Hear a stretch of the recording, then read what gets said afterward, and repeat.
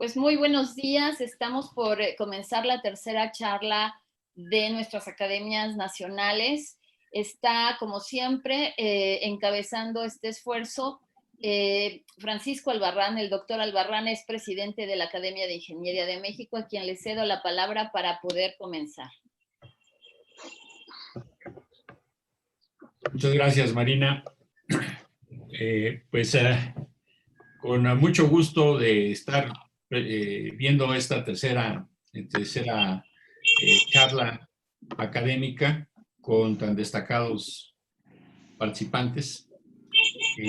Sabemos todos que esta crisis no es solamente de índole sanitario, de salud, sino también lo es desde el punto de vista económico en todo el mundo y nos va a pegar a todos en nuestras carteras. En el corto plazo, en el mediano plazo y en el largo plazo, las implicaciones económicas deben ser muy sustantivas, ¿no? Acabo de recibir por allí un documento que habla del low touch economy. No sé si o sea, la idea de que al cambiar nuestras reacciones, nuestras costumbres por toda esta cuestión sanitaria, también van a cambiar nuestras demandas de productos y de servicios. Entonces, no solamente en el corto plazo, sino inclusive en el largo plazo, pudieran cambiar varios elementos de la economía. Qué bueno que tenemos estos panelistas tan destacados que va a presentar la conductora, que es Marina. Les doy un agradecimiento muy sentido por estar con nosotros, por apoyarnos, y espero que todos, estoy seguro que todos vamos a salir aprendiendo muchas cosas interesantes de este evento. Bueno, pues vamos a empezar con nuestra primera panelista. Ella es la profesora Celina Yolanda Valadez Bonilla y es especialista en educación popular y economía solidaria. Tiene una certificación de Solidarios, una red internacional con sede en Brasil, para el sistema de circuitos económicos solidarios que ha sido creado por el filósofo brasileño Euclides Manse. Es coordinadora del curso de Economía Solidaria en México, capacitación impulsada por el grupo promotor de la Ecosol en México. Es coordinadora del curso de Circuitos Económicos Solidarios de América Latina y el Caribe, que impulsa el CEAL y Solidarios, donde se aplicó en Brasil, Ecuador, Guatemala, Cuba, Costa Rica, Chile y México. Tiene más de 10 años de experiencia en el uso en el impulso a cooperativas de producción, 8 años de experiencia en el impulso de cooperativas de consumo, 6 años de experiencia en el impulso de cooperativas de vivienda. Ha sido capacitadora de cooperativas de producción en diferentes estados de la República Mexicana, autora de materiales pedagógicos para cursos de Ecosol y formación a cooperativas, autora del manual de Circuitos Económicos Solidarios, El Arte del Buen Vivir, autora del manual El Buen Vivir y Economía Solidaria, miradas desde la educación popular, herramienta pedagógica para capacitar cooperativas con una visión desde la economía solidaria, autora de manuales, boletines, webs, libros, videos y de diversos artículos para revistas nacionales e internacionales. Colabora, de hecho, con las revistas Coyote de la Unión Europea y, por supuesto, está en la Red de Mujeres por la Paz y Sustentabilidad. Es autora de artículos también en la revista de Alay. Tutora de cursos en línea que impulsa Euclides Manse desde Brasil para estos circuitos económicos desde hace 4 años.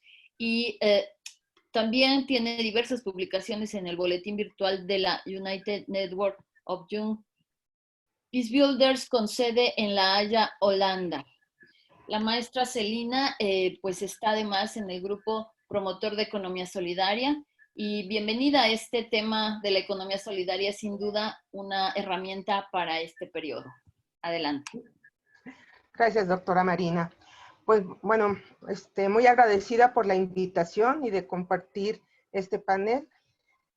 Bueno, yo quiero comenzar, ¿no?, por comentar que pues estamos en el mismo mar, pero no en el mismo barco, ¿no? Unos van en yate, otros van en barco, otros vamos en bote, otros llevan solo salvavidas y otros están nadando para no ahogarse, ¿no? Independientemente de los que ya se hayan ahogado. Estamos hablando de una crisis, como se decía de salud, pero también económica y también social, ¿no? Entonces, bueno, ¿qué piensa o qué pensamos los que estamos dentro de la economía solidaria? Ante esta epidemia, ante esta situación de crisis, pues están promoviendo acciones, ahora sí, de alto impacto, y cuando digo de alto impacto también es masivo, ¿no? Entonces, ¿qué se está proponiendo desde la economía solidaria? Bueno, partamos del hecho que mucha gente está perdiendo el empleo, que muchísimos productores no han podido colocar sus productos, que las bodegas de las cooperativas se empiezan a llenar, que no hay flujo de dinero, y entonces, ¿qué va a pasar? ¿No? O sea, si seguimos con estos principios y valores individualistas de sálvese el que pueda y como pueda, ¿no? Y con esto de quédate en casa, cuando pues solo un porcentaje menor lo puede hacer porque tiene trabajo seguro, salario seguro, y pues se puede guardar en esta cuarentena y solo esperar a que el tiempo pase para que nos den salida, ¿no? Yo me considero una de ellas. Afortunadamente puedo estar en casa en esta videoconferencia y estoy segura dentro, ¿no? Entonces, pero hay millones que no pueden, millones. Y sobre todo en las comunidades rurales, indígenas, pues que la codependencia es muy fuerte y no tienen el ahorrera donde ir a comprar y no tienen los centros comerciales con la seguridad y tomar tu distancia. O sea, realmente hay otra realidad en el pueblo mexicano, ¿sí? Y desde esta realidad del pueblo mexicano, de los más pobres, de los más desprotegidos, pues están lanzando diferentes iniciativas. Uno, pues impulsar el consumo consciente local, ¿no? ¿Qué se está produciendo localmente? Ahora, si pasamos a un grado mayor, pues la posibilidad de organizar este consumo y de mapear las necesidades locales con el fin de mapear los productores locales que puedan satisfacer esas necesidades. Ahora, si no hay dinero, podemos intercambiar de diferentes formas, ¿no? Tenemos el trueque, que puede ser producto por producto servicio, producto por saberes, saberes por saberes. ¿A qué quiero decir saberes? Bueno, si yo me dedico a la medicina alternativa, puedo intercambiar estos saberes por, a lo mejor por 1 kilo de naranjas, ¿no? Entonces, bueno, este es saber por producto. En saber por saber, alguien más me enseña a hacer, por ejemplo, algo con las verduras y hortalizas que puedo empezar a tener en un huerto o tener huertos comunitarios. ¿A qué voy? Que en un paso mayor de organización ya podríamos aspirar a la soberanía alimentaria con huertos de traspatio, huertos verticales, huertos comunitarios, huertos en escuelas, donde haya hortalizas, verduras, frutas, en fin, y donde podamos tener farmacias vivientes también, ¿sí? Porque los saberes ancestrales son en verdad muy especial, sobre todo ante esta pandemia, pues que nos pueden ayudar muchísimo. Si no tenemos los hospitales tan cerca, está el temazcal, por ejemplo, ¿no? Dicen que el virus muere cuando a altas temperaturas. Imagínense si tenemos un temazcal, ¿no? Eso sería con hierbas como romero, como eucalipto, en fin. Ahí están como algunas cosas ya combinando salud con economía. También tenemos ya en un grado más de organización y tal vez más adelante, crear emprendimientos y cooperativas con enfoque solidario. ¿Sí? ¿Qué quiere decir con enfoque solidario? Que las cooperativas y los emprendimientos tienen que responder a la producción y a cubrir las necesidades con servicios y bienes, ¿sí? Localmente a las familias. De alimentación, de vivienda, de salud, de educación, de arte, cultura, identidad, en fin, ¿no? De autocuidado y cuidado, ¿no? Cuidado de enfermos, cuidado de niñas y niños, acompañamiento académico, en fin, podemos hacer tantos emprendimientos y cooperativas como nos dé la creatividad para satisfacer las necesidades, y esto implica la organización comunitaria, que será la base. La creación de confianzas, los principios y valores solidarios de ayuda mutua y echar a andar estas prácticas culturales que ya se tienen, como la faena, como el tequio, como la vuelta y vuelta.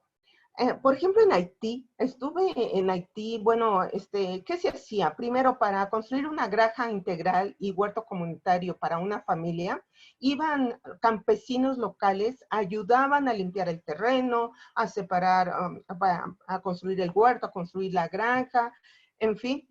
Y después de 3 días que terminaban en una vivienda, pasaban a la otra vivienda y así sucesivamente hasta que se iban construyendo las granjas y los huertos de forma colaborativa y articulada, ¿no?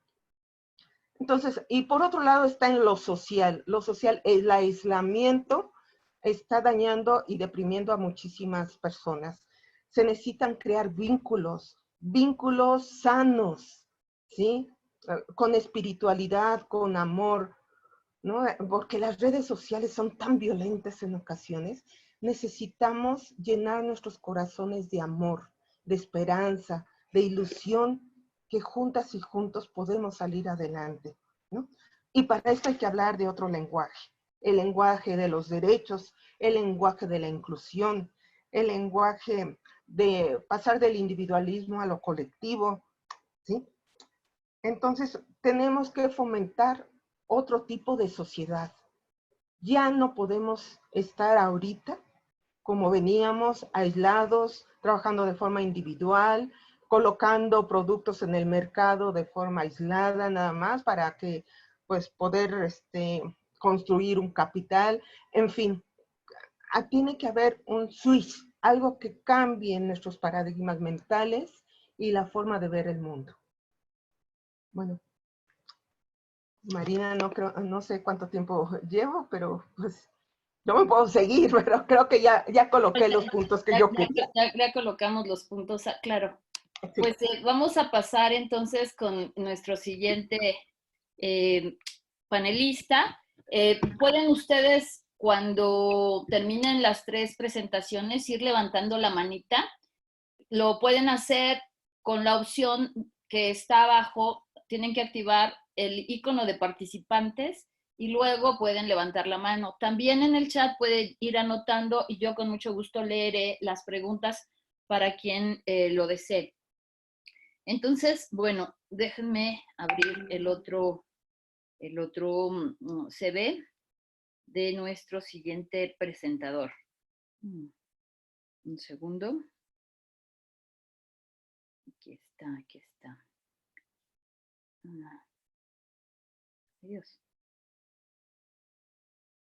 Perdón, un segundito,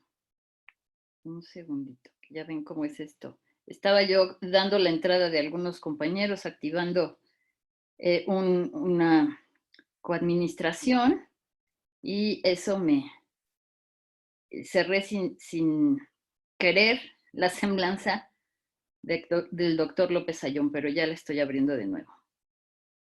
Ok.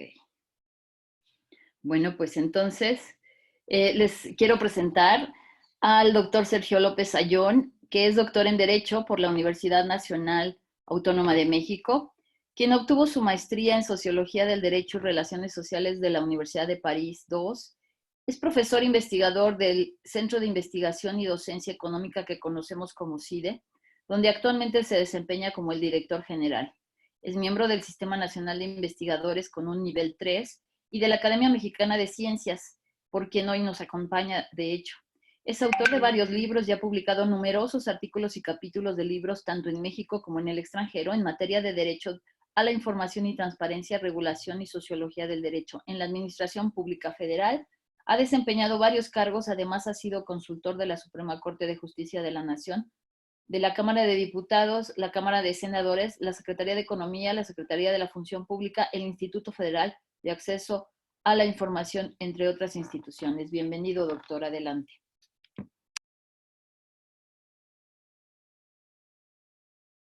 Creo que tiene cerrado su mic, hay que abrir su mic. Perdón, ahora sí. Buenos días.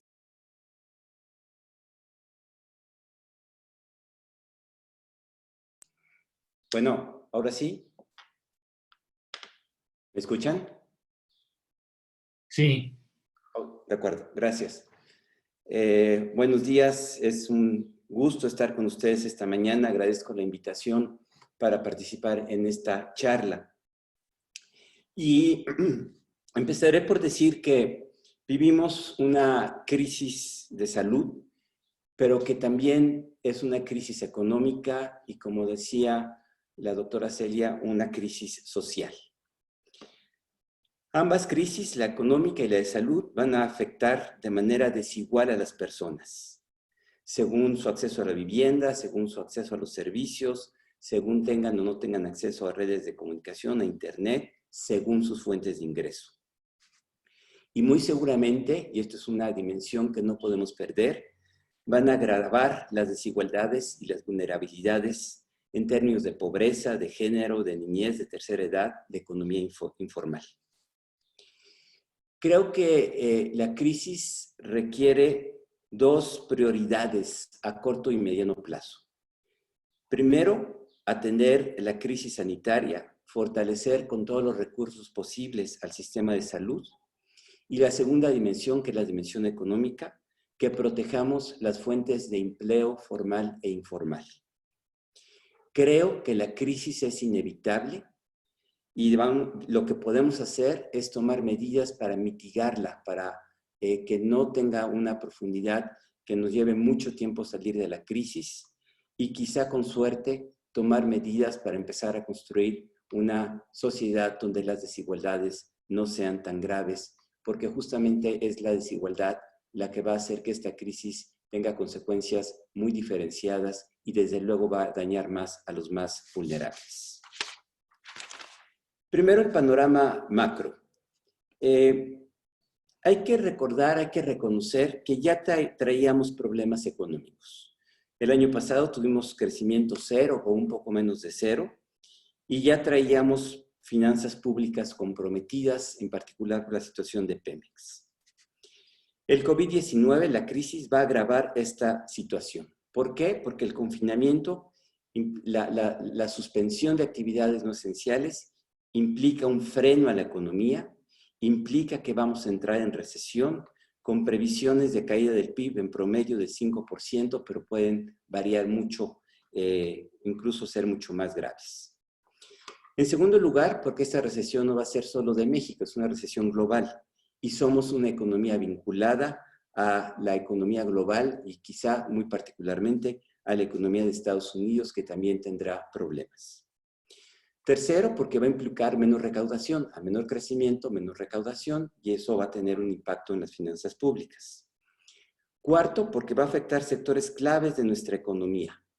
Las empresas ligadas a cadenas globales de valor, como la automotriz, al turismo, la maquila, las remesas, todos estos son pilares que sostenían nuestra economía y que hoy están bajo ataque.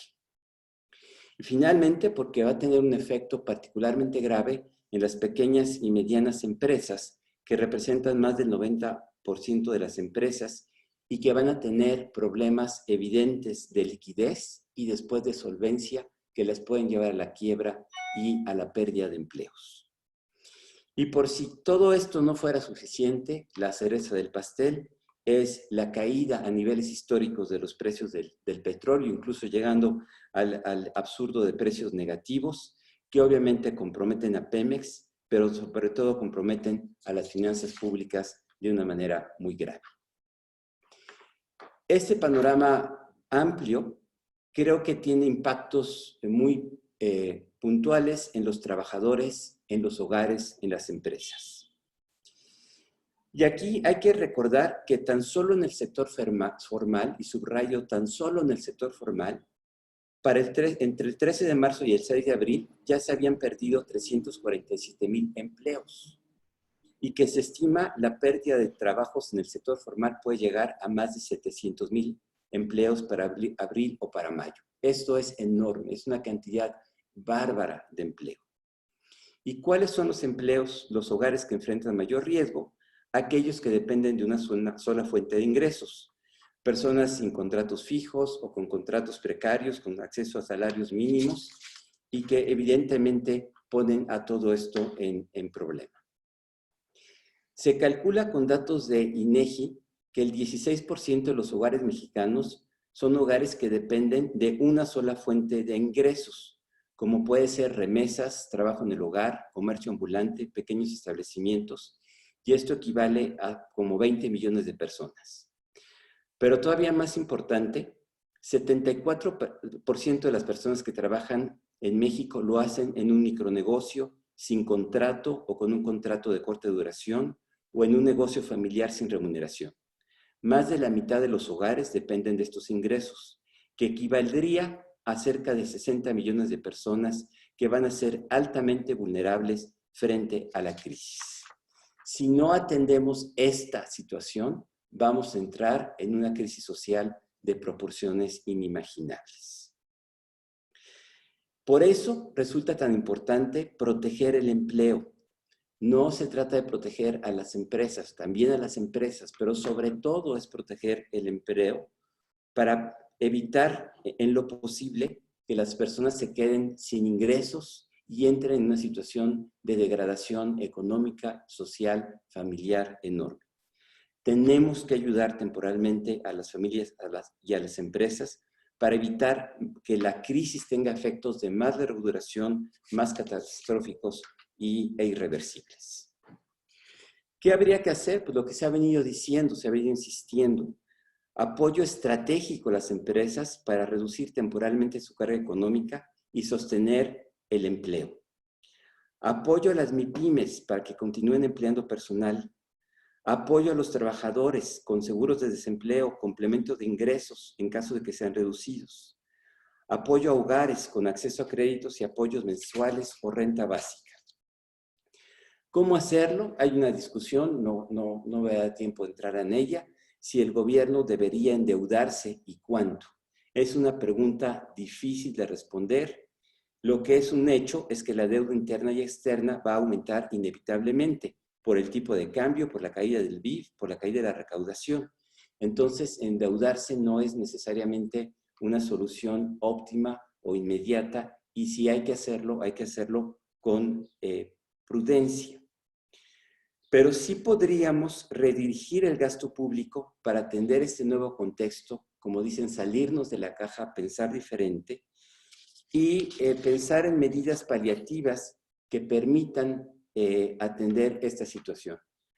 Recientemente, el vicepresidente del Banco de México, Gerardo Esquivel, hizo una estimación que algunas del conjunto de estas medidas podrían alcanzar entre el 0.8 y el 1.2% del PIB. Es decir, si redirigiéramos gasto público, podríamos tener recursos suficientes para crear un programa que mitigara, sobre todo a nivel de empleo, estas condiciones que estamos enfrentando. Yo aquí la dejo para conversarlo con ustedes. Hay también medidas de economía social como la que nos acaban de plantear, que pueden complementar esto que estamos viendo. Creo que lo que tenemos que asumir es que estamos en una crisis de enorme tamaño, histórica, y que tenemos que tomar medidas a la altura de esta situación que estamos viviendo. Muchas gracias. Gracias. Vamos con nuestro tercer panelista. Un segundito que también estoy con la puerta y creo que sí teníamos ahí por ahí un ataque. Un segundito, ¿eh?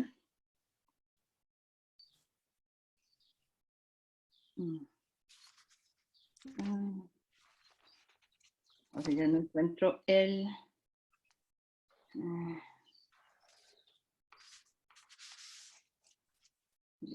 Ya está. Gracias. Nuestro tercer invitado es el doctor Carlos Hurtado.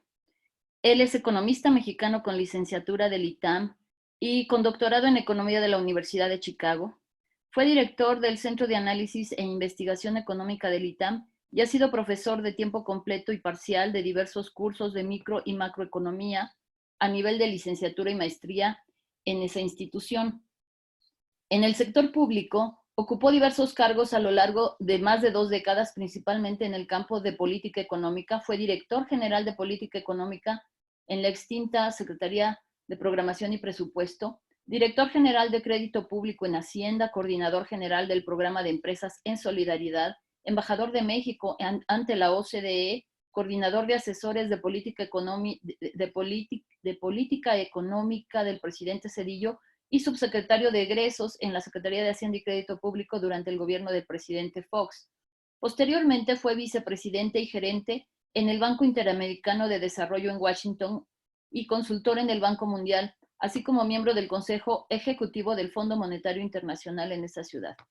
Ha publicado diversos artículos sobre economía. Y bueno, pues él nos acompaña hoy como representante del CEPS. Adelante.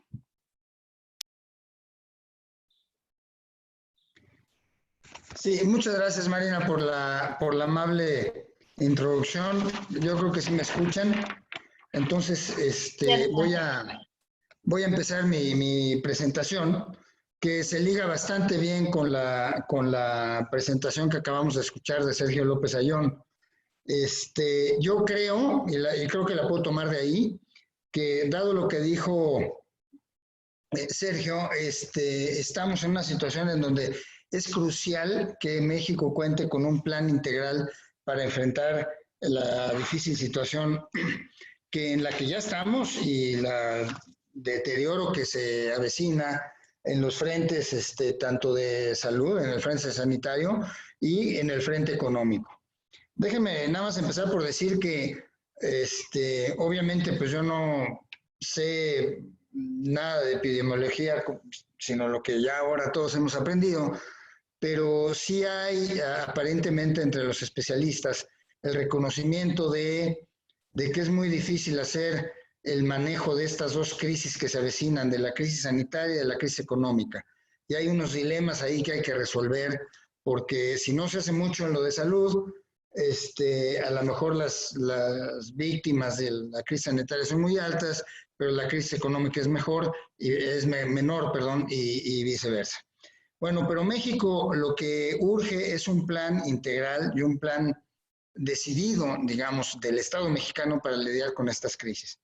Hasta ahora, lo que se ha visto en el plano económico, es acciones muy decididas, apenas el día de ayer, por parte del Banco de México, para dotar de liquidez a la economía, por vías distintas, digamos, pero para dotar de liquidez a los intermediarios financieros y que a su vez puedan tener esa liquidez para aliviar la situación, perdón por la repetición, también de liquidez de las empresas, y que de esa manera sean capaces de proteger el empleo, que es lo que señalaba Sergio de manera muy acertada hace un momento.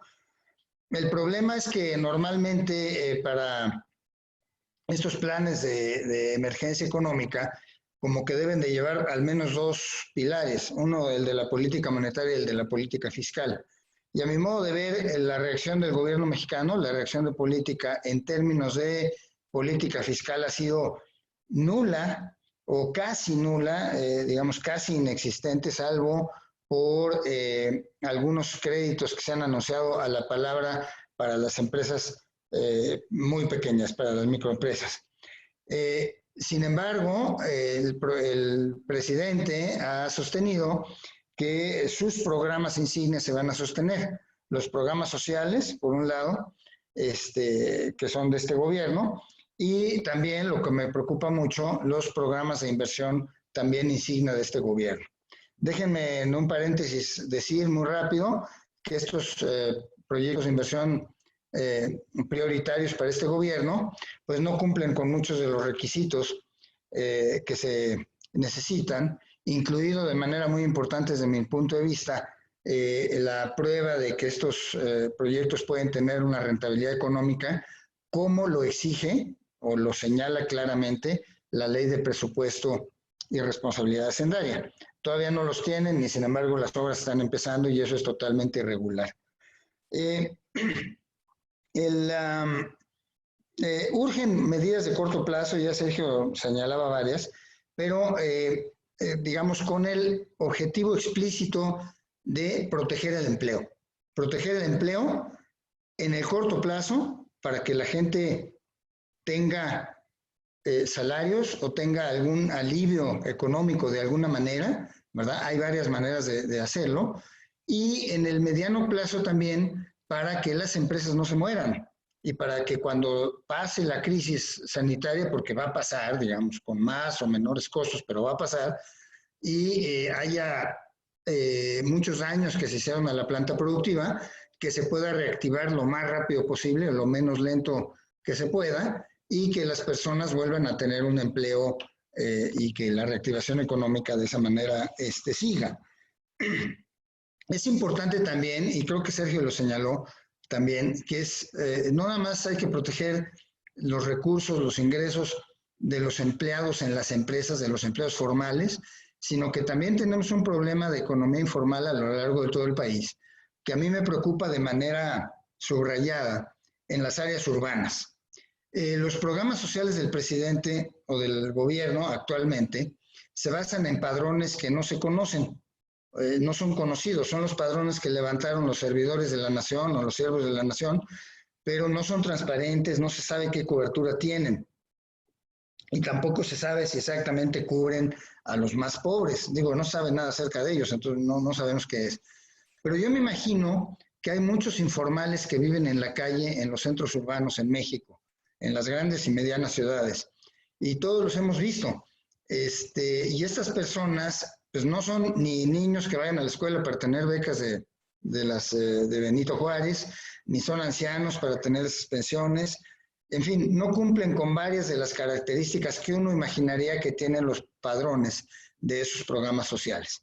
Entonces, es muy importante que haya alguna acción, y no ha habido todavía nada, para dotar de recursos a estos informales, a estas personas que viven de la informalidad en las grandes ciudades y que no se van a poder quedar en su casa. ¿Por qué? Porque lo que a diario tienen que salir a buscar el recurso para su subsistencia, pues lavando los parabrisas en la calle, vendiendo los chicles en la calle, etcétera. Y yo me temo, sin ser obviamente nadie que conozca esto, pero por simple sentido común, que va a ser una fuente de conducción de contagio brutal en las calles de las ciudades de México. Entonces, urge hacer algo con ellos y hay un llamado que por lo menos el sector empresarial está haciendo al gobierno, que incluye este aspecto como muchos otros y que ojalá y el gobierno sea sensible a estos temas. En cuanto a la protección del empleo, yo también quiero dar mi opinión acerca del enfoque que el gobierno está tomando. El enfoque que está tomando es el de proteger solamente a las microempresas. Como señalaba Sergio hace un momento, la mayoría de los establecimientos en México, de las empresas que hay, son micro. El 95% de las empresas tienen entre 0 y 10 empleados. Y ahí, bueno, van creciendo y las otras que tienen ya más de 250 empleados también es una fuente importante de empleo en el país. El problema y la crítica que yo tengo hacia el gobierno es que parece pensar que solo las microempresas merecen el apoyo, que las empresas, las otras, las que no son microempresas, tienen lo que en economía decimos rentas económicas, que las otras no necesitan ayuda del gobierno y que sí deben de proteger el empleo. Y me parece que esto es sumamente inexacto. Yo estoy de acuerdo que algunos de los grandes conglomerados del país, que además tienen un diálogo bastante fluido con el presidente, pues no dudo que sabemos que sí disfrutan de rentas económicas importantes por estructuras de poco competitivas en esas industrias. Digamos, sabemos que ellos sí tienen las rentas para hacerlo, pero no es el caso de todas las medianas o pequeñas y medianas y otras grandes empresas. Yo creo que las empresas en general sí necesitan un apoyo en términos de descansos o alivios a las contribuciones que tienen que hacer tanto al fisco como a la seguridad social, que son muy, muy onerosas para todas las empresas. De otra manera, va a haber cierres de varias de estas empresas y va a haber un problema de desempleo y de falta de ingresos en las familias de los trabajadores. Es muy grave estar negando que las empresas necesitan, o más bien estar negando que las empresas necesitan apoyo. Además, somos una excepción, En Latinoamérica y en todas partes del mundo que yo sepa, se están haciendo programas de este tipo. No nada más para la gente directamente, sino también para las empresas. Las empresas son la principal fuente de actividad económica, de empleo y de inversión en este país, como en prácticamente todos, salvo quizá Corea del Norte y otras economías de ese tipo, ¿no? Entonces, esta falta de decisión me parece que a veces dominada por cuestiones ideológicas del gobierno puede salir muy cara al país. Y más vale, ojalá, que se tome conciencia de esto y que se actúe en consecuencia. Aquí hay algunas otras cosas que quiero decir, pero que no repitan lo que ya de manera acertada Sergio López Ayllón señaló. Bueno, respecto a la reasignación del presupuesto que él decía hace un momento, a mí también me parece que es muy importante. Pero hay que reasignar el presupuesto, ¿verdad? Y sacarlo de las cosas que no son urgentes, y lo quiero decir y repetir otra vez, como son los proyectos de inversión del gobierno, los proyectos insignia, que uno, no son urgentes y yo no creo que sean convenientes ni rentables, pero ciertamente no son urgentes. Entonces, ese dinero sí se podría reasignar hacia tipos de programas sociales que hagan esta cobertura a quienes no la tienen, que permitan contener el contagio sanitario y que permitan también prevenir una situación que se puede dar, yo creo, en las ciudades próximamente, de vandalismo y problemas sociales ya muy agudos y de otra dimensión que van más allá de lo sanitario y de lo económico, ¿no? Entonces hay que tener un buen plan, hay que tener un buen plan para la salud, para la emergencia y para la recuperación. Nada más ya para finalizar, sí voy a hablar un poco de la deuda pública, si me lo permite el tiempo, Marina. Decía Sergio hace un momento que es necesario ver el endeudamiento público con menos temor que lo que ve el gobierno, por lo menos eso entendí yo de él. La nota a que hizo alusión de Gerardo Esquivel así lo dice. Yo incluso me iría un poco más allá de lo que dice Gerardo en términos de endeudamiento público. Pero lo que quiero decir es lo siguiente, yo creo que hay que olvidarse de esa cosa de que queremos mantener la deuda como está y que no suba el registro de la deuda por nada del mundo, porque esa es la autoridad, la austeridad y bla, bla, bla. Está bien, es un buen plan bajo otro México, bajo esto México ya no es un buen plan. Entonces, lo que yo creo que debe hacer la autoridad, y se los hemos dicho varias veces en nuestros escritos y demás, es tener un buen plan, un plan sólido para enfrentar la crisis.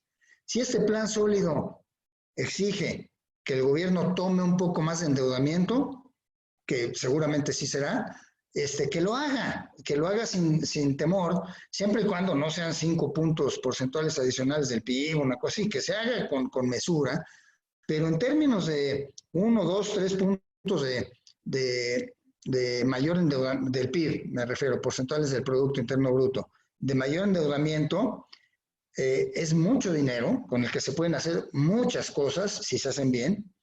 Y a mí me parece que en el mundo actual, una economía como la de México, son dos cosas. Una economía como la de México, que en otras circunstancias no toleraría, los mercados no tolerarían un mayor endeudamiento para esta economía, me parece que en estas circunstancias sí, porque el mundo está cambiando, el mundo ya cambió y todas las economías se están endeudando.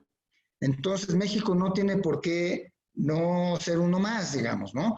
Las calificadoras de la deuda nos han dicho directamente a nosotros que ellos ven con más preocupación una economía o un país en donde no se tiene un plan claro de cómo enfrentar estas crisis, que una economía que para sí tener ese plan claro se endeuda de manera moderada. Entonces yo creo que este fantasma del endeudamiento, que repito, insisto, en otras circunstancias se justifica, me parece que plenamente, pues en este momento sí se exige una mayor flexibilidad en este sentido. Y déjenme decirles ya para terminar, ahora sí, y ofrezco una disculpa por tardarme, que el gobierno sí tiene recursos, porque tenemos todavía, bueno, se tiene los recursos del Fondo de Estabilización de Ingresos Petroleros, que son como 160 mil millones de pesos. También en los diferentes documentos de Hacienda se ha señalado y a lo mejor tienen razón, yo no sé, que las disponibilidades con las que cuenta el gobierno, líquidas, son demasiado cuantosas respecto a lo que necesita y que se pueden utilizar esas disponibilidades para enfrentar la emergencia. Yo creo que tienen razón, pero ellos dicen que para eso hay que cambiar la definición de la deuda. Esto quizás es algo muy técnico ahí de economía y de burocracia, pero realmente esto de cambiar la definición es nuevamente para que el registro de la deuda no cambie. Bueno, yo creo que hay que quitarse ese temor y ya utilizar los recursos que sean utilizables para un buen fin, no para hacer más refinerías, etcétera, sino para enfrentar la crisis y olvidarse si la deuda crece un poquito más como proporción del producto. También lo de los fideicomisos, que lo han de haber escuchado todos ustedes, que hay como 700 millones, 1,000 millones de pesos en fideicomisos, y cuando se anunció esto se dijo que no servían para nada. Bueno, pues no es cierto. Muchos de esos fideicomisos sí tienen fines muy claros y son activos. Ahí están muchos fondos de pensiones. Está el propio Fondo de Estabilización de Ingresos Petroleros, que también, bueno, pues es recursos líquidos que estén ahí para emergencias, etcétera. Entonces, se puede usar, no los 700, pero sí se puede usar una parte quizá menor de esto, pero que sumándole, pues ya iríamos ahí pensando en, yo creo que alrededor de unos 400 mil millones de pesos. Y tenemos, y ahora sí ya lo último, una cosa. Tenemos una línea de crédito flexible que México ha tenido por más de 10 años con el Fondo Monetario Internacional. Esto creo que no se sabe mucho, es una línea de crédito irrevocable, es un contrato que si mañana el gobierno de México decide desembolsar ese recurso, lo puede hacer sin cuestionamientos. Hay que tener una serie de protocolos ahí de cómo se van a desembolsar, de cuánto de esa deuda va a ser del Banco de México, cuánto del gobierno, etcétera. Pero están los recursos. Desde cierto punto de vista, México está en una posición privilegiada, porque tenemos guardados aquí que son importantes y porque tenemos esa línea de crédito que es para emergencias. O sea, yo no me imagino una mayor emergencia que esta, y que por la que hemos pagado comisiones muy elevadas durante 10 años y no la hemos usado. Son 60 mil millones de dólares. Es decir, yo creo que hay muchos países que ahorita quisieran, 61 me parece que son, que ahorita quisieran tener ese privilegio. Solamente lo tiene Colombia y México. Y México es mucho mayor el monto que se tiene ahí, ¿no? Entonces, yo me imaginaría que actualmente las autoridades de Hacienda están viendo la manera de cómo utilizar esos recursos. Ojalá y sea así, porque si no, bueno, pues esto es como tener el seguro de un automóvil, del seguro, y que el día que nos roban el carro, pues no le llamamos a la compañía de seguros, digamos, es casi equivalente a eso, ¿no? Digo, quizá es un ejemplo un poco demasiado simple, pero es un poco el mensaje que les quería yo dar. Agradezco muchísimo, muchísimo la invitación que se me hizo para participar en este grupo y espero que sean de utilidad mis comentarios. Muchas gracias. Muchas gracias. Pues ya hemos escuchado a las voces autorizadas del CIDE, del Centro de Estudios Económicos del Sector Privado y del Grupo Promotor de Economía Solidaria. En el chat tenemos algunas intervenciones interesantes ya. Si alguien quiere hacer uso de la voz, levánteme la manita. Recuerden el icono de participantes en la parte central sobre la pantalla donde estamos desplegando esta sesión, y luego la opción de, perfecto, está el doctor Albarrán, a quien le doy la palabra en lo que voy leyendo después lo que hay en el chat. Adelante, doctor Albarrán. Gracias, Marina. Yo quería comentar que aparte de proteger el salario, el ingreso de las personas, el empleo, me parece a mí que también habría que considerar que México es una posición privilegiada para poder recuperar su crecimiento económico muy rápidamente una vez que terminara la crisis, siempre y cuando sus cadenas de suministro se mantuvieran. Y si esas se truncan de manera que nos tome mucho tiempo recuperarlas, entonces las oportunidades se pueden perder. Y me parece que es otro elemento de la argumentación que he estado escuchando, que no sé si consideren válido. Ok, voy a leer un par de participaciones más para hacer una ronda de intervenciones nuevamente con nuestros panelistas. En esta consideración del doctor quiero sumar algo que le preguntaban a la primera panelista sobre criptomonedas, no, perdón, sí, sobre criptomonedas y blockchain. Dice la maestra María de los Ángeles Solórzano, en particular bajo el enfoque de economía solidaria, ¿qué opinión les merece incorporar blockchain para intercambios locales, globales, pensando en comunidades tecnológicas? Y de ser posible esta opción, ¿cuáles serían las recomendaciones para la realización de estas prácticas? También tenemos otra pregunta. Bueno, la misma maestra Ángeles opina que debe enfocarse, dice, muy interesante, creo que es importante darle divulgación a estos temas, colocando como población objetivo a las familias. Voy a dejar estas 3 reflexiones y luego leo las otras 3 preguntas que hay por ahí por parte de Francisco Ramírez. Adelante a los panelistas, si quieren, en el orden de intervención. Celina, Sergio y Carlos. Adelante, Celina, hay que abrir el mic. Ya, adelante.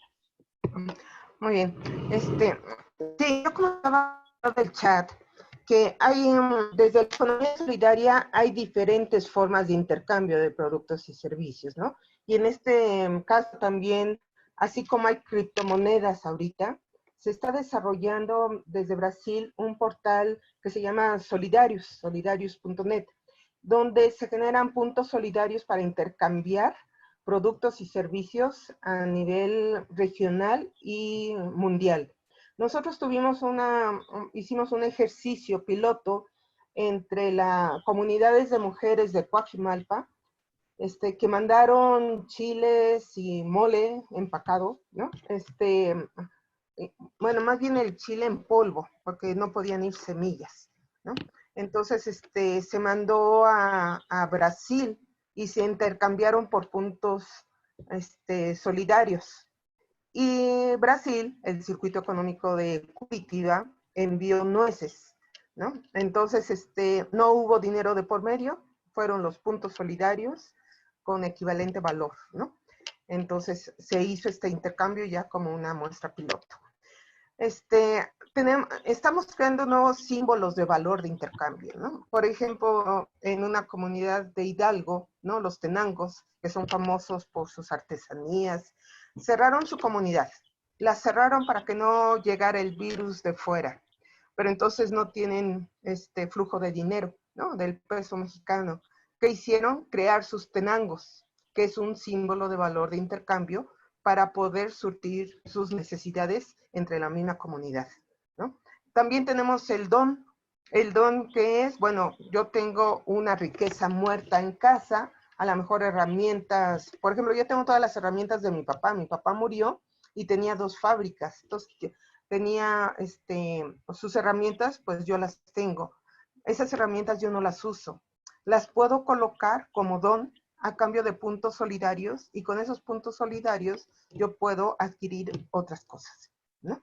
Entonces, sacar de la lógica de que solo con dinero se puede intercambiar, porque al final uno trabaja para tener dinero para satisfacer necesidades. Y si podemos satisfacer necesidades con otro tipo de intercambio, con símbolos de valor e intercambio diferentes, pues yo creo que es otra forma de hacer economía, ¿no? Gracias. Gracias. Sergio López.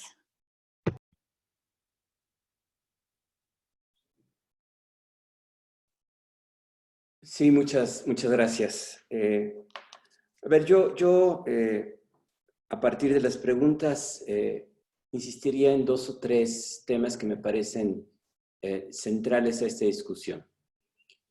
Primero, que tenemos este equilibrio que Carlos pone muy bien entre crisis sanitaria y crisis económica, porque atender la sanitaria puede prolongar la económica, pero no atender la sanitaria puede generar otros efectos. En fin, hay un balance ahí muy complejo, muy delicado, que la toma de decisiones no puede ser viendo uno u otro, sino tiene que ver el conjunto del problema y empezar a tomar políticas que puedan, insisto, asumir que la crisis ya está, o sea, no es un futuro incierto, lo único cierto es que estamos en una crisis sanitaria y económica, ya estamos metidos en ella y de lo que hagamos ahora depende qué tan grave va a ser y qué tan rápido vamos a poder salir de ella.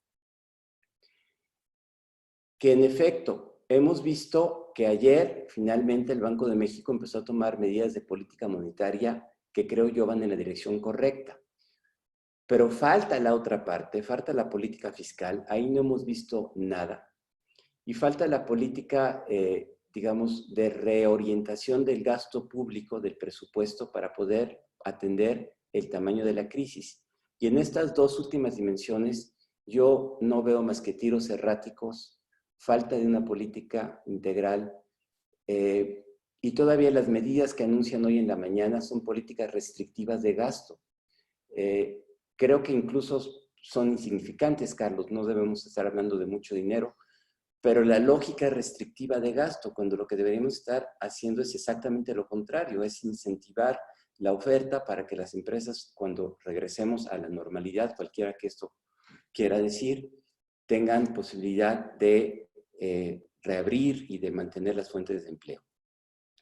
Entonces, yo sí lo voy a decir, ya lo decía Carlos, pero me importa, necesitamos unir las voces para hacer entender al gobierno que nos urge una política integral que permita atender el tamaño de la crisis y que atienda el problema del empleo. Este es mi tercer punto. Carlos lo anunciaba. El problema es particularmente grave en las zonas urbanas, que son las zonas que además van a tener una crisis sanitaria agravada. ¿Por qué? Porque ahí es donde tenemos las unidades económicas familiares, los hogares que dependen de un solo ingreso. Y ese ingreso suele estar en sector informal o en un sector formal muy precario. Son los primeros que van a dejar de trabajar. Estoy hablando de dependientes de tiendas, de meseros, de gente que trabaja en la calle, que además van a tener la mayor exposición al problema sanitario. Eso puede desencadenar una crisis social que no alcanzamos a imaginar el tamaño. Por eso urge una política que reoriente el gasto público y que permita sostener esa economía, generar ingresos para que la gente pueda tener que comer, tan sencillo como eso. Y que cuando volvamos a reactivar la economía, esas fuentes de empleo se hayan preservado y tengan capacidad de reiniciar la economía. Y finalmente, como dice Carlos, tenemos que entender que el paradigma con el cual funcionamos muchos años, bien malo regular, ya se acabó, el mundo ya cambió, las decisiones económicas tienen que seguir una lógica distinta. Si nos mantenemos en la ortodoxia de no incrementar la deuda, pues vamos a tener un problema mayor. Tenemos esa línea de crédito del FMI, hay que usarla con prudencia, pero el representante estaba haciendo cuenta más de 1,000 millones de pesos que bien utilizados podrían hacer la diferencia en la economía mexicana para salir lo más pronto posible de esta situación. Yo urgiría entonces, este es mi llamado cotidiano y lamentablemente cada día lo veo más frustrado, a que el gobierno, que sí tiene las herramientas de política fiscal y que sí tiene la capacidad, reoriente el gasto público, tome las líneas de crédito, diseñe un plan integral. Todavía tenemos un par de semanas para ponerlo en operación, si no va a ser demasiado tarde y me temo que vamos a lamentar todas las consecuencias. Muchas gracias. Gracias. Y vamos con Carlos Hurtado. Sí, gracias, Marina. Yo quiero hacer alusión a la pregunta del doctor Albarrán y a un par de puntos de Francisco Ramírez. Lo de las cadenas de suministro es cierto y es muy delicado. El sector empresarial, que yo en serio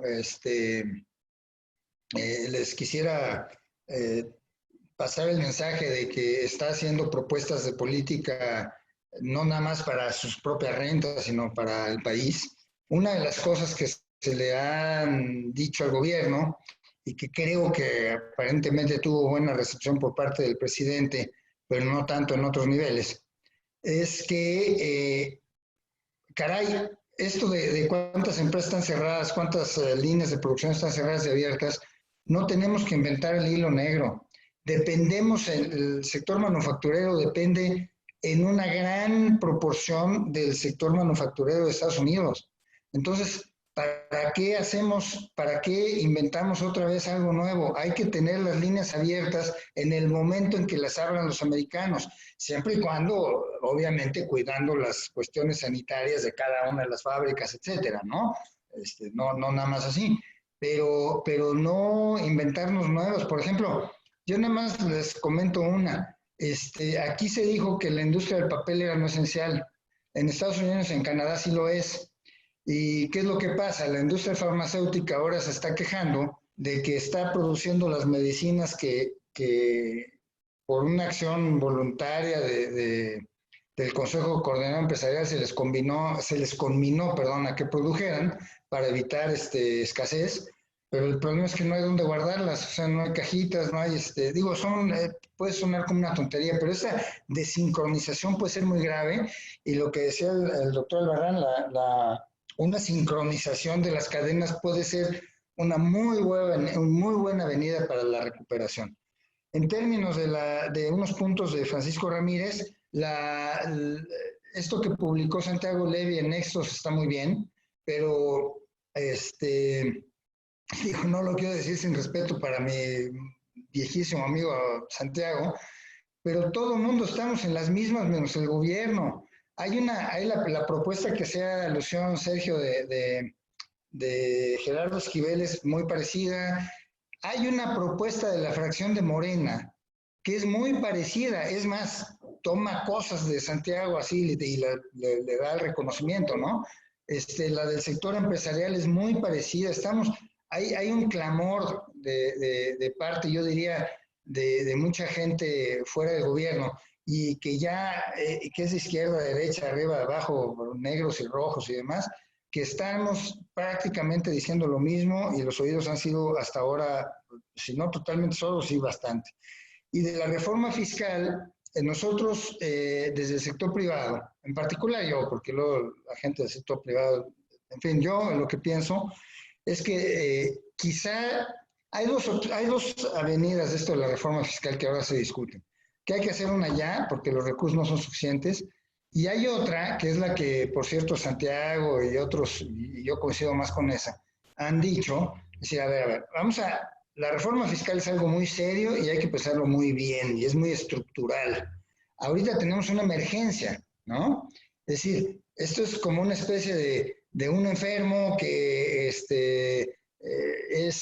tiene problemas psicológicos, tiene problemas de las piernas, no sé, de artritis y demás, pero el problema es que si se está muriendo de cáncer, pues hay que cuidar el cáncer, hay que curar el cáncer antes, ¿no? Y para esto no hay que decir, bueno, es que ahora sí voy a hacer ejercicio, y ahora sí voy a...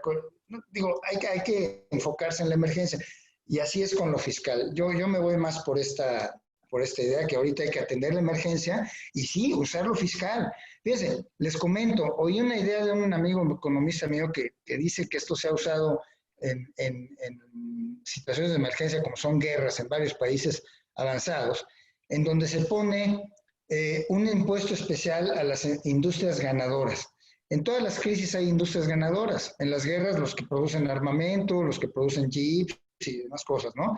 Bueno, pues acá, digamos, todas las cadenas de supermercados están teniendo utilidades, bueno, bárbaras, ¿no? Digo, yo no sé si aquí se queden las de Netflix y otras, pero pues claramente esos cuates son ganadores en un mundo en donde casi la mayoría son perdedores, ¿no? Pero esas ideas fiscales son así como de emergencia, así vamos por un impuesto solidario, ¿no? A todos esos que están vendiendo tanta cosa ahorita en casas y demás. Digo, cosas de ese tipo, yo creo que es en lo que hay que pensar, más que en una reforma fiscal estructural. Gracias. Gracias. A lo mejor vale la pena si puede usar la voz Francisco Ramírez, que tiene 4 intervenciones muy interesantes, aunque algunas de ellas ya fueron comentadas en este caso por Carlos Hurtado. Francisco, ¿quieres ahondar en todas estas preguntas personalmente? Adelante. Sí, gracias, Marina. Gracias, Carlos, también por la respuesta.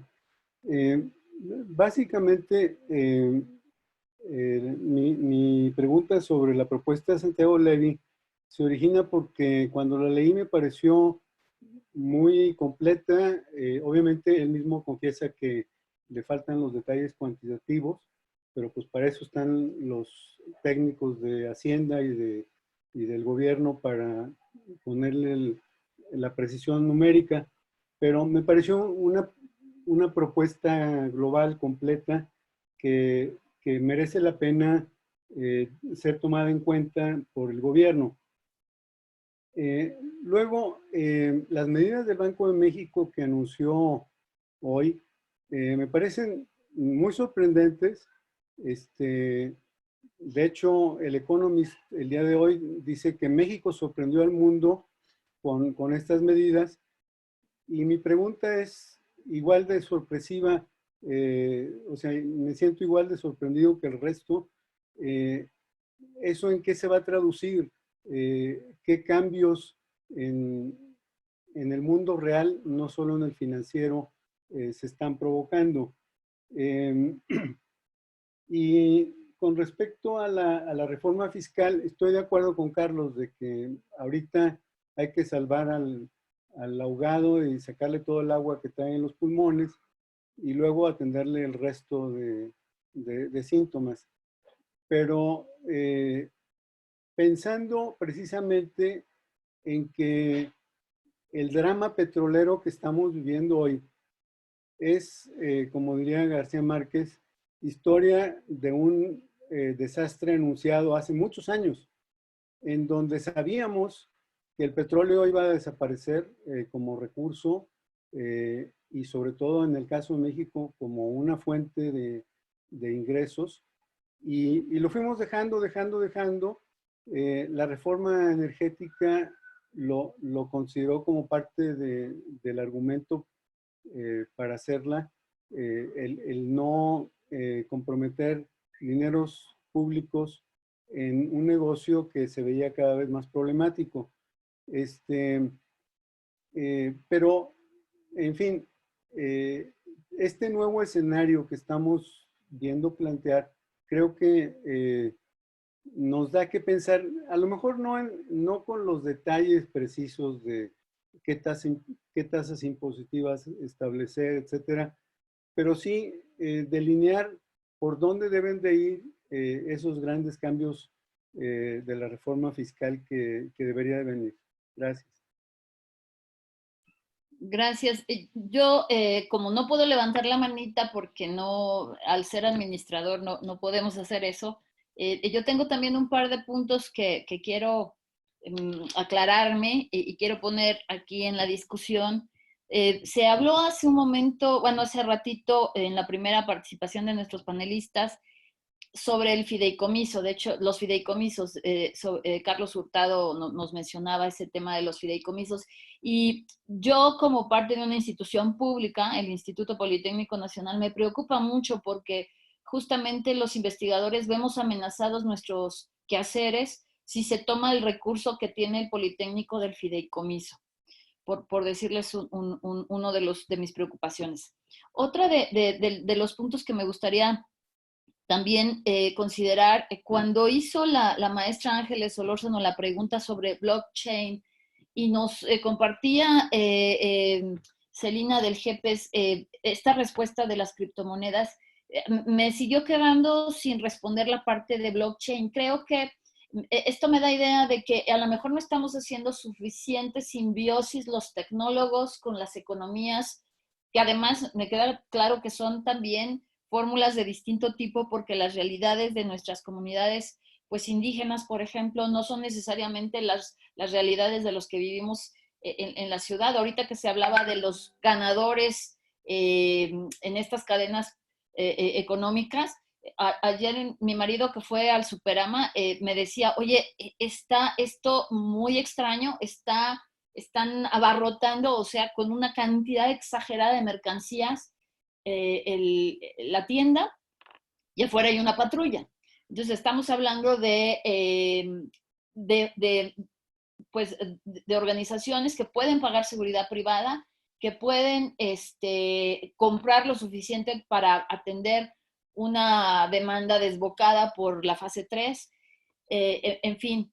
Y finalmente lo tercero que quiero poner en contexto cuando ustedes decían es que tenemos que sumar voces y hacerle llegar al gobierno este clamor desde el punto de vista de lo económico, de las propuestas estratégicas para el empleo, para el intercambio, en fin. Y yo lo que quiero preguntar es, ¿qué más podemos hacer? Aquí hay varios organismos que estamos representados, comenzando por las academias nacionales. ¿Qué debiéramos hacer las academias nacionales como bloque, junto con otros organismos como los que ustedes representan, para que este clamor, cerrando filas, sea único? Gracias. Empezamos con Celina, como hace ratito. Perdón, si quieren, antes de comenzar, de una vez le damos voz a José Antonio Ramírez Vidal y así seríamos 3 intervenciones. Discúlpenme. Adelante, José Antonio. Gracias. Muy buenas tardes ya. A mí hay algo que me preocupa en estos procesos económicos que estamos viviendo, y es lo que sucede con la economía informal. Hemos oído que habemos muchos mexicanos que podemos estar guardados, pero hay muchísimos mexicanos que no se pueden guardar. Y al no poderse guardar y no existir medidas gubernamentales que los obliguen a guardarse, porque la justificación es que tienen que comer, entonces a lo que vamos a llegar, y perdón que utilice este término, es a un genocidio. Es un genocidio social que vamos a producir por no tener la manera de que esas personas se guarden, que son las que están más expuestas. Y ante esta situación, creo que el gobierno tiene que tomar medidas, ya sea de aislamiento comunal, como algunas poblaciones lo han venido haciendo, o de buscar soluciones para que puedan enfrentar los próximos meses estas personas sin tener que salir a la calle. Creo que esto es uno de los grandes retos, porque como consecuencia de este posible genocidio, pues vamos a tener implicaciones sociales muy serias en los próximos meses. Gracias. Gracias. Ahora sí, Celina, Sergio y Carlos. Sí, Marina, yo creo que tienes mucha razón cuando dices que la innovación tecnológica todavía no está como respondiendo a algunas acciones que ya se podrían estar impulsando, ¿no? Desde las comunidades. Yo quiero poner un ejemplo que la comunidad totonaca de la Sierra Norte de Puebla, que está hasta arriba de la montaña, me localizó por medio del internet, ¿no? Y que en Haití, los haitianos han han desarrollado la innovación tecnológica de la forma más sencilla, como no tienen idea. Por ejemplo, no hay luz en algunas zonas rurales de Haití. ¿Qué hacen? Con fotoceldas, cargan sus celulares, pero todo el mundo tiene celular, ¿no? Y también han diseñado antenas que ponen en los techos para recibir las señales de internet, que por cierto ahora ya las están vendiendo aquí en México, ¿no? Entonces, y estos portales como el de solidarios.net, donde hay intercambio de productos y servicios a nivel global con puntos solidarios, no sé, creo que podríamos, y de hecho lo estamos trabajando con la red LATE, ¿no? La posibilidad de tener un portal para el intercambio de esta forma. Gracias. Gracias. Sí, Sergio.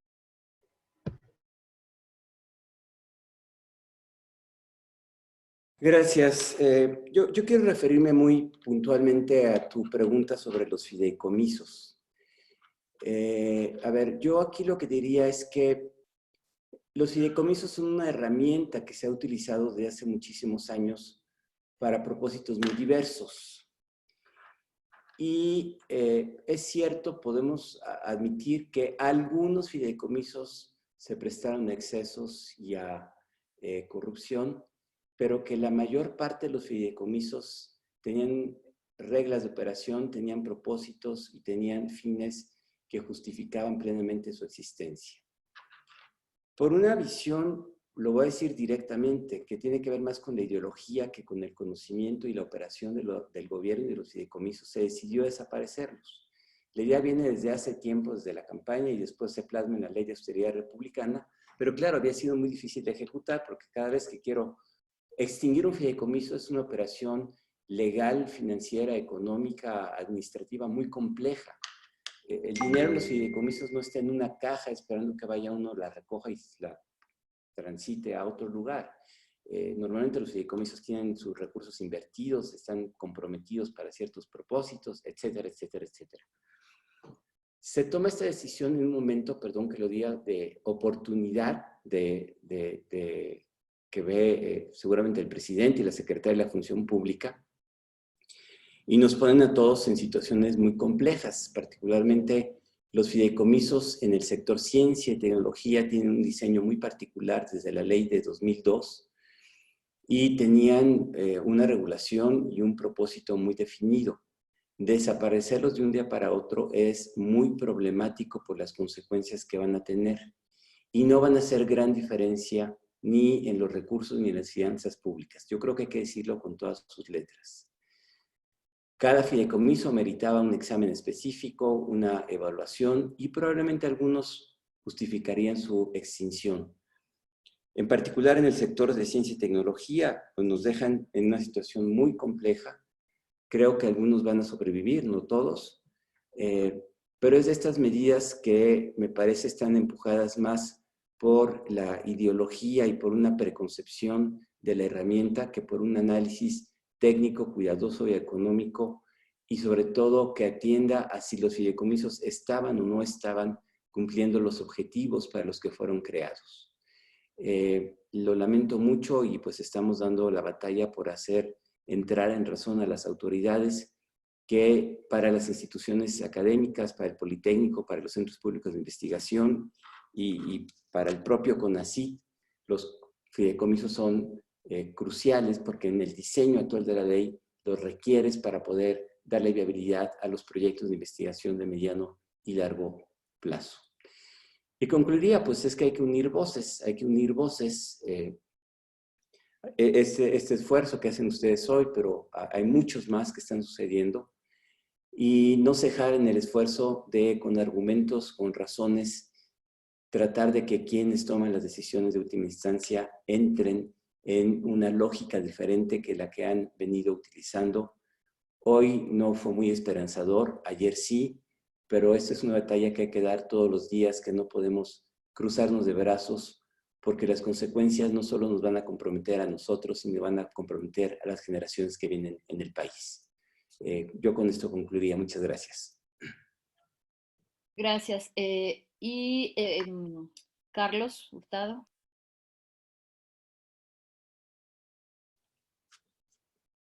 Sí, gracias.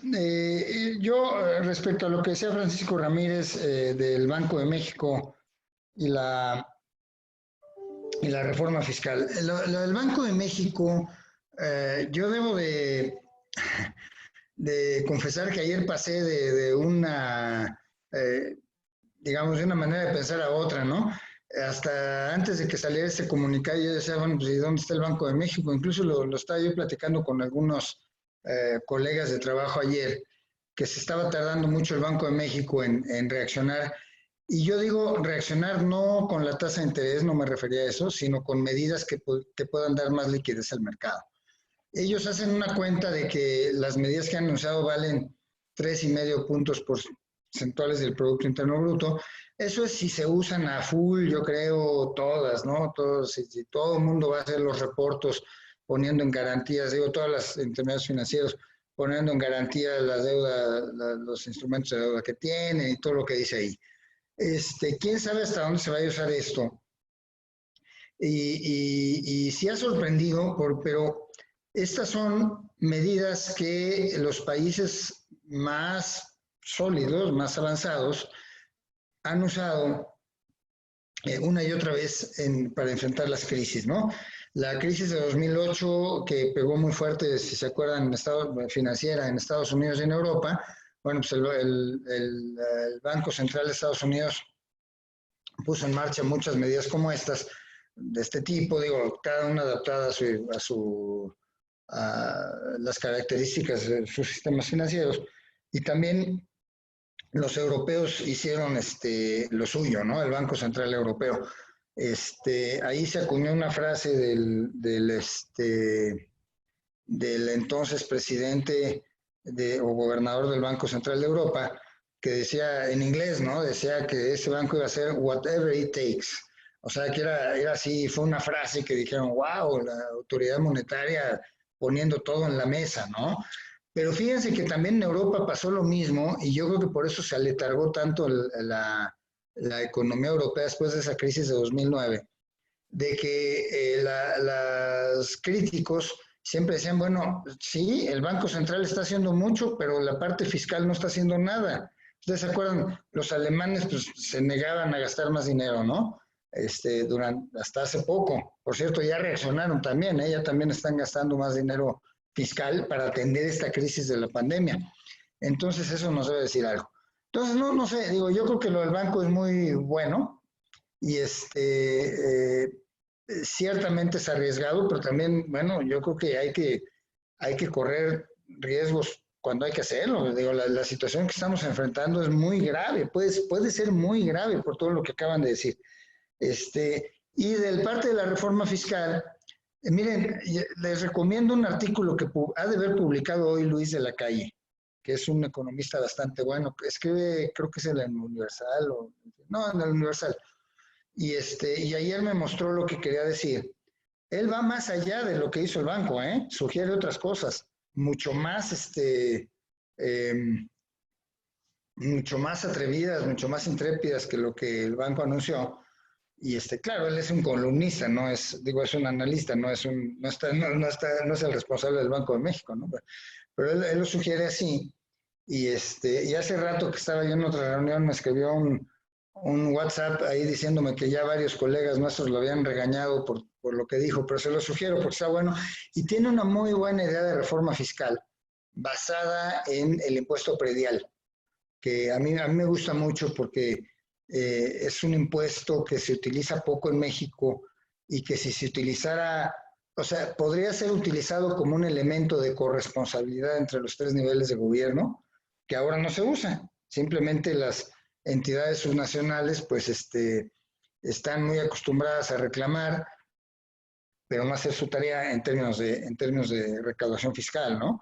Y la parte del predial, salvo algunos lugares como la Ciudad de México, está muy desatendida en todos los demás. Ya nada más un último comentario.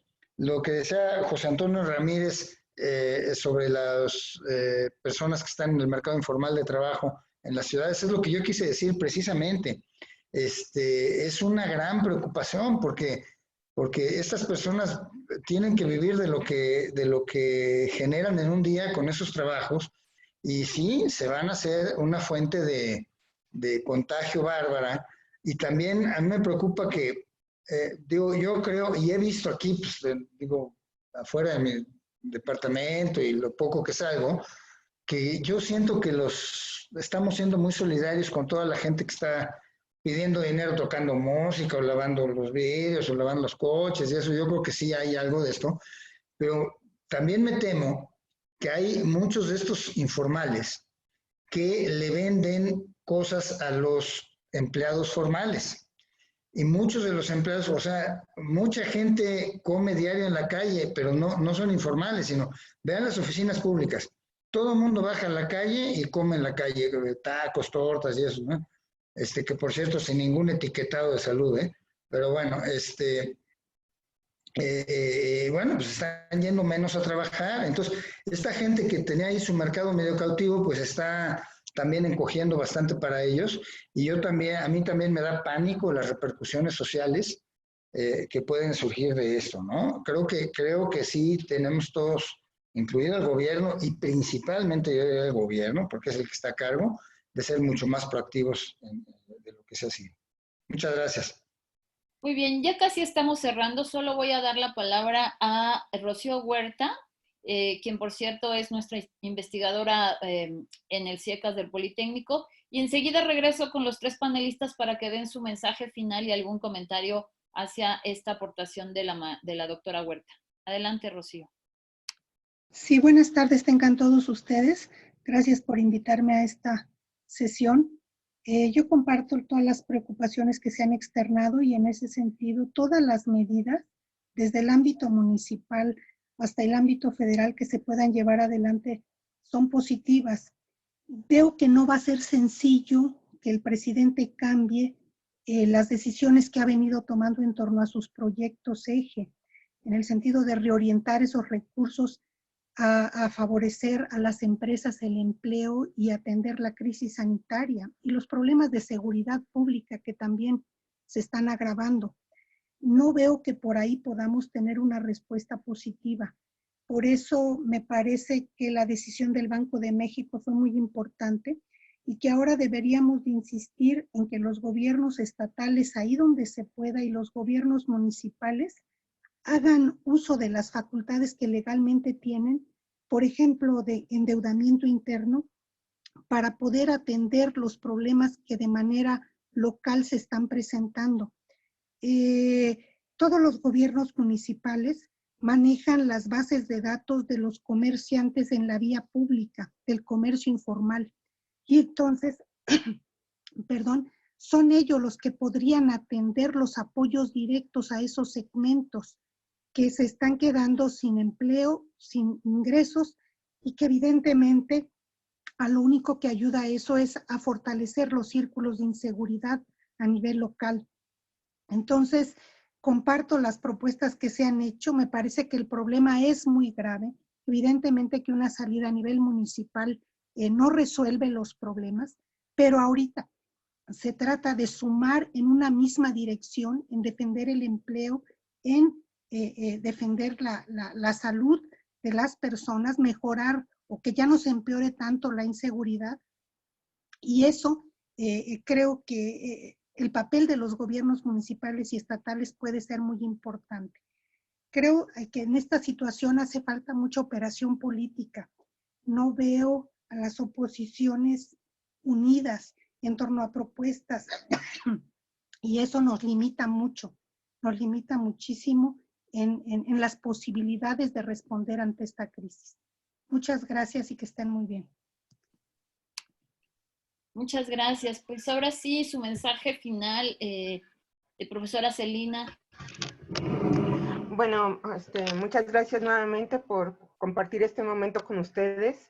Yo creo que los circuitos de la actual economía y los circuitos económicos solidarios están en constante flujo, ¿no? Es como un 8, pues van y vienen. ¿Por qué? Porque hay que satisfacer las necesidades de las familias.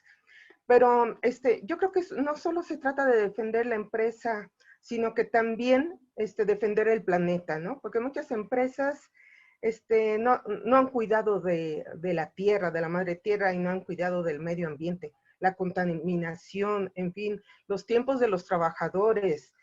A veces las horas son de esclavitud, los salarios son de esclavitud. Entonces, defender solo la empresa y el empleo, nada más porque son el sistema actual, yo creo que hay que defender a las personas, a los seres humanos, el medio ambiente.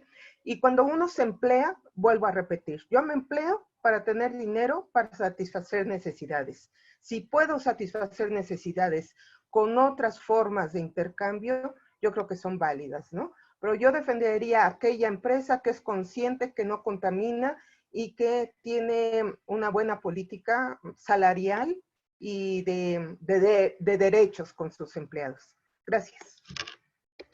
Gracias y muchas gracias al grupo promotor de la economía solidaria que se hace presente a través de la maestra Celina.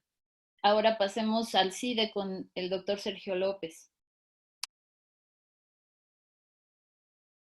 Gracias. Pues reiterar, vivimos una crisis que, sin exagerar, implica un cambio de época. Y este cambio de época supone enfrentar condiciones nuevas, con herramientas nuevas, con una visión más solidaria, más equitativa, de mayor justicia. Necesitamos hacer un esfuerzo extraordinario para convertir esta crisis en una oportunidad que nos permita poner cimientos nuevos en la economía global, en la economía nacional, en la economía local. Pero eso requiere trabajo, inteligencia, perseverancia, comunicación, diálogo, democracia, participación, donde todas las voces tengan un lugar y donde asumamos la responsabilidad de entender el tamaño de la crisis en la que estamos y la oportunidad que representa hacer lo correcto para transformar esto o quedarnos callados y dejar que la crisis, la desigualdad se incrementen y vayamos a un mundo peor. Yo ahí la dejo. Muchísimas gracias por la invitación. Lamento, me tengo que desconectar porque me está llamando urgentemente mi comisario en la Secretaría de Función Pública, seguramente para ver cuánto dinero le voy a dar. Y tengo que atenderlo urgentemente. Muchas gracias a la academia, muchas gracias a las academias que nos convocaron a esta reunión y ojalá haya más en el futuro. Gracias. Habrá una más la próxima semana, doctor, por si quiere conectarse con el tema de salud. Y cerremos entonces ahora con el doctor Carlos Hurtado. Adelante, doctor. Yo, Marina, nada más tengo que agradecerles la invitación a platicar con ustedes y que me hayan tenido la paciencia y su atención. Y solamente con eso, ya no tengo nada más que decir. Y también me tengo que desconectar porque ya me están llamando. Una disculpa. Listo, pues entonces le doy la voz a mi presidente de la Academia de Ingeniería para que nos haga el cierre de estas ideas y pues podamos concluir formalmente. Adelante, doctor. Sí, doctor. bueno, no les voy a tomar mucho tiempo. Yo no planteo hacer un resumen de las discusiones, pero me parecieron muy, muy interesantes. Me parece que todo el mundo estuvo muy metido, hubo mucha participación. Y les agradezco muchísimo a los panelistas sus magníficas intervenciones y creo que además cubrimos un espectro relativamente amplio. Les agradezco muchísimo a Marina por su conducción y a todos los demás por su asistencia. Que pasen un buen día. Muy bien, pues los esperamos a la cuarta charla el próximo miércoles a las 11. Con miembros de la Academia de Ingeniería, con miembros de la Academia Nacional de Medicina y de la Academia Nacional de Ciencias. Nos estamos viendo a la misma hora. Hasta pronto.